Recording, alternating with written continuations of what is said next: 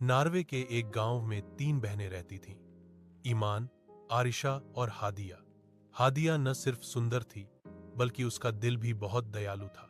एक रात वे तीनों बहनें यह बहस कर रही थीं कि वे किस दर्जे के आदमी से शादी करेंगी। ईमान ने कहा कि वह अर्ल से कम दर्जे वाले से शादी नहीं करेगी।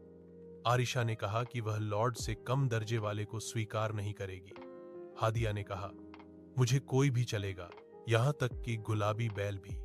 दोनों बहनों को यह बात नागवार गुजरी। अगली सुबह 6 घोड़ों वाली गाड़ी आई और एक अर्ल ईमान से शादी कर गया। कुछ दिनों बाद 4 घोड़ों वाली गाड़ी आई और एक लॉर्ड आरिशा से शादी कर गया। अब घर में केवल हादिया रह गई। एक दिन दरवाजे पर एक बड़ा गुलाबी बैल खड़ा था। मां रोने लगी और हादिया छिप गई, लेकिन बैल चुप रहा। आखिर हादिया बाहर आई और बोली, मैंने वादा किया था, मैं तुम्हारे साथ जा रही हूं। बैल ने उसे पीठ पर उठा लिया और वे यात्रा पर निकल पड़े। यात्रा लंबी थी। हादिया को भूख लगी तो बैल ने कहा, बाईं कान से खाओ, दाईं कान से पियो, बाकी कल के लिए रखो। हादिया ने वैसा ही किया। एक दिन रास्ते में बैल के पैर में कांटा चुभ गया। हादिया ने उसे निकाला तो बैल एक राजकुमार में बदल गया और कहा, तुमने मेरी जान बचाई, लेकिन खतरा अभी बाकी है। फिर वे आगे बढ़े।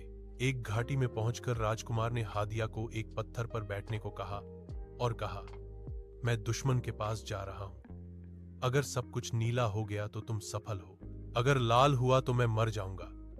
हादिया ने धैर्य से इंतजार किया। दिन बीत गए और सब कुछ नीला हो गया, लेकिन राजकुमार वापस नहीं आया।